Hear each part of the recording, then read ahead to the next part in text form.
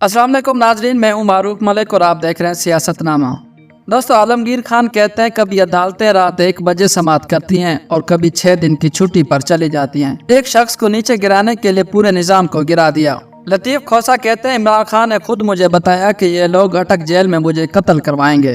एहसन इकबाल कहते हैं इस मुल्क के नौजवानों का मुस्तकबिल मरियम नवाज के हाथ में है। नवाज शरीफ का इस्लामाबाद की बजाय लाहौर लैंड करने का फैसला, 15 अक्टूबर को पाकिस्तान पहुंचेंगे। लाहौर लैंडिंग में कानूनी रुकावटें हायल होंगी, इनको शायद इस्लामाबाद ही लैंड करना पड़ेगा और डायरेक्ट अदालत जाना पड़ेगा क्योंकि वो सजा याफ्ता हैं। अमूमी तौर पर गैर सजा याफ्ता इश्तिहारियों को तो अदालतें जमानत देती रही हैं, लेकिन इस केस में सजा याफ्ता इश्तिहारी का बैरून मुल्क से वापस आने का पहला केस है। देखना होगा अदालत कैसे गुंजाइश निकालेगी। मुजम्मिल असलम कहते हैं ये मुस्लिम लीग वाले शहबाज शरीफ और इसहाक डार से ला ताल्लुकी का इजहार क्यों कर रहे हैं? क्या ये वोट को इज्जत दो किस्त नंबर 2 है? जस्टिस अमजद रफीक कहते हैं यहाँ किसी को जानवर कह दें तो नाराज, शेर कहें तो वो खुश हो जाता है।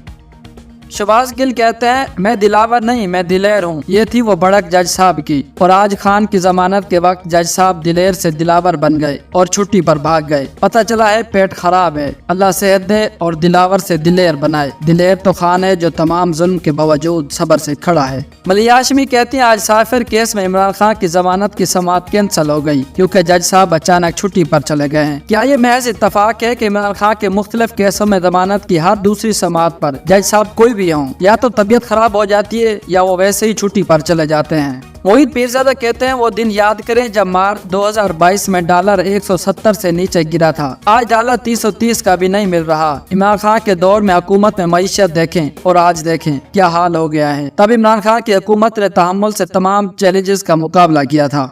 निगरान वज़ीर आज़म कहते हैं 9 मई को जो कुछ हुआ वो बगावत और खाना जंगी की एक कोशिश थी जिसका हदफ आर्मी चीफ और उनकी टीम थी। अगर पुरतशद्दुद जमात के खिलाफ कार्रवाई ना हुई तो हम फरीक नजर आएंगे।